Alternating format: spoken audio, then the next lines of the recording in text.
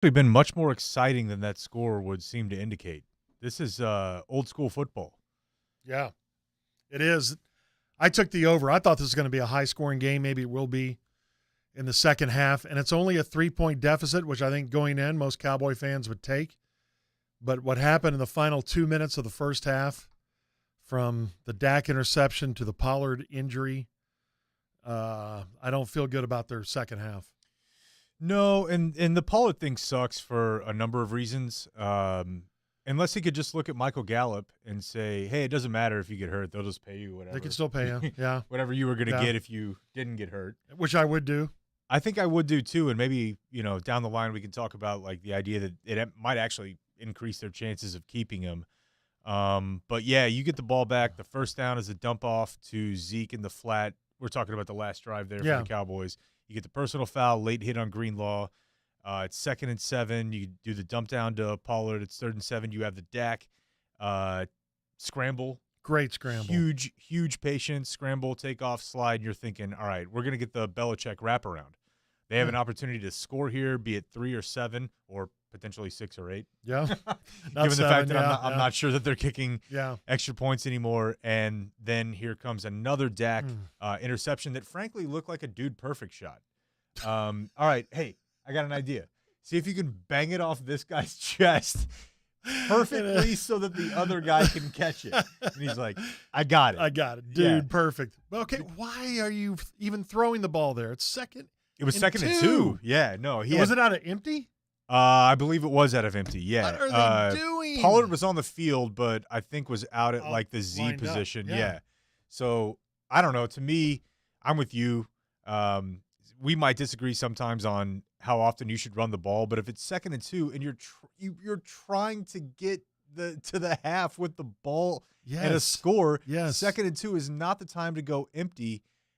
That being said, it is inexcusable for your quarterback not to see that. He's had 2 bad picks in the first half of this game, and really, that's why I have a hard time seeing them win this game, because their defense is playing about as fast as I've ever seen a defense play. Yeah. Offensive line, they've had a couple penalties, but he hasn't just been getting destroyed back there, given San Francisco's, resume. Those are just 2 plays you cannot make, and I realize I sounded like Greg Olsen right there. Yeah, you kind of did. Ooh, yeah. Okay, but the first one, what is Gallup doing?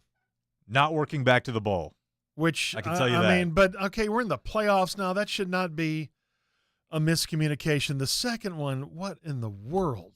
Yeah, that was terrible. What are you doing, Dak? And he's been around way too long to throw that. That was on par with the pick 6 from Week 18, where you just look at it and you just think, I just don't know, man. I don't know what you're seeing there. From a defensive standpoint,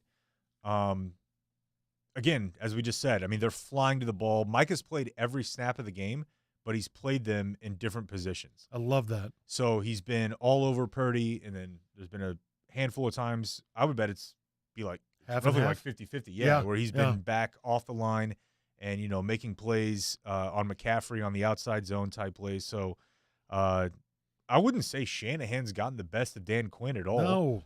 No. I mean, Quinn, they're holding serve. I think advantage Quinn, for the second half, or for the first half. I think going into the second half, I think Shanahan's a little bit like, okay, we've got to do something else because they've got a lot of our plays jumped. I like Micah off the ball. We talked about that in the pregame show. Not only do you play him off the ball, but sometimes you almost play him in the middle of the field. Yeah. Where he can do a lot of different things. I love that. We got to talk about 4th and 4. They passed that up. That was the Dak run that we talked about, but you didn't allow Maher to come on the field. If they do score their next touchdown, they're down 3.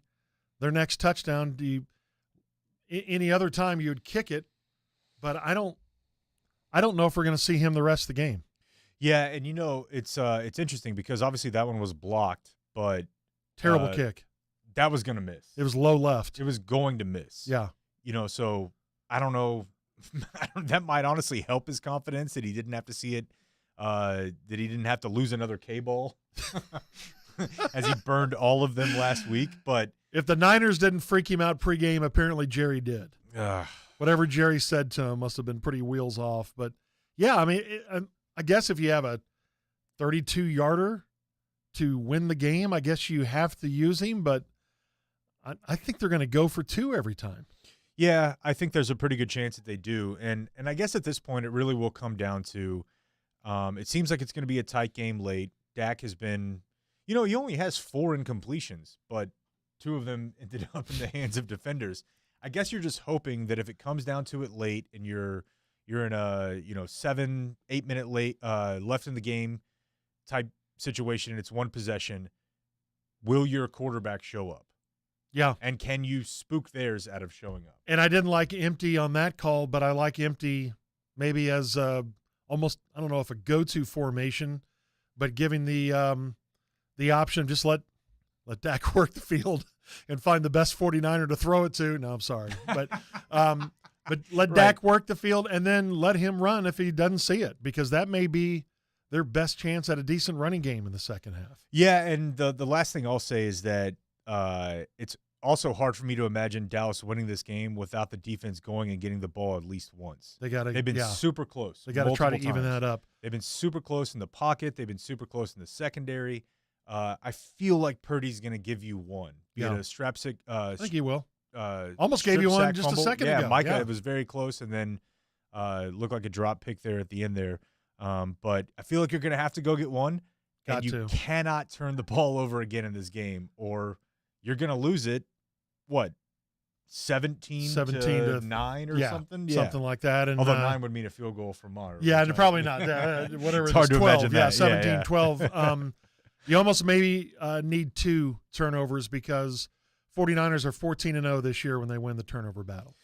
All right, well, we will all be here for post-game action. It'll be me, it'll be Donovan, it'll be Davey, and anyone else who wants to. Do you have faith? I guess I pretty much feel the same way. I felt great about it until the last 2 minutes. I think I feel the same way that I felt going in. Which I'm running on empty. I think they're going to be close. Okay, I'll take that. I think they're going to be close, and it's hard for me, again, to imagine them winning this game if Dak doesn't have a 4 or 5 play sequence where he looks borderline heroic. Yes. I think it's going to take that. Yeah. And we kind of knew that. We kind of knew that this game would be a Dak narrative game. Yeah. And it especially without Pollard, which what a killer. That is a huge killer. Huge killer. Now you're relying on Zeke. You're going to maybe get Malik Davis in there on first. I would at least look at it. Idea. And I thought it was first team to 30. Now I'm starting to think first team to 20. All right. Well, check us out on the post-game show.